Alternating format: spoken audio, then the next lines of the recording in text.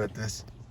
Sorry about that, said I was new at this. So anyways, so I came in here, took out the fuses, started checking them out, and none of them checked bad. So I was like, oh crap, you know.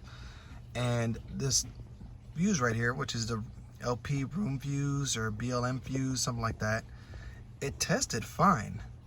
And it goes right here, right around over here. Oh, my bad, right here, this area right there. And all the fuses checked fine, but my lights still weren't working. The dome light, the clock, and everything else. So I read something online and decided to go ahead and pull the fuse anyways. And even though it tests fine, I replaced the fuse with a known good one and everything started working.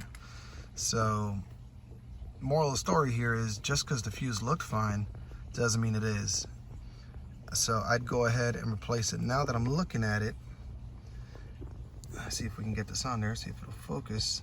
Now that I'm actually looking at it, I don't know if you could tell that slight bubble in between the prongs, because I put my meter on it and it reads fine. But now that I'm taking a better look at it, I don't know if you can see how it's like a bubble there, while this one over here, it's just, let's see, let's get this into focus. See how it's flat, no bubble. So it looked like it might have overheated, and it tests fine, but I guess if you put some amperage on it, it actually doesn't work. So moral of the story is, just because your meter tests fine, go ahead and, you know, look at your fuse box here and, you know, replace the fuse that's supposed to go in there anyways, even though it tests fine. Because like I said, mine tested fine. Dome lights, nothing still worked. Replaced it, now everything works again. And once again, it was this room LP fuse right there, which goes right over here in this little yellow block. Now I'm got a problem with my passenger door where the handle from the inside doesn't open, but it'll open from the outside. So when I take that door cord off, I'm going to go ahead and show you the pins I was talking about, the brackets that go right around here and here that regulate how high this window goes.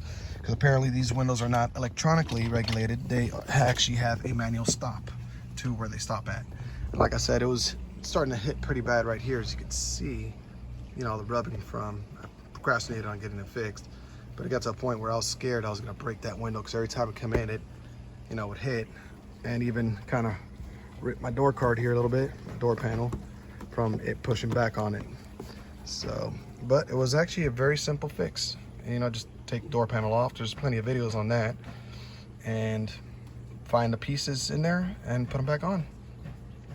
But like I said, just couldn't find many items as far as specific fixes, you know, for these Hyundai Tiburons. And they're actually really decent cars. I mean, they're not the fastest, they're not the slowest, but they gets me to and from work, ice cold AC.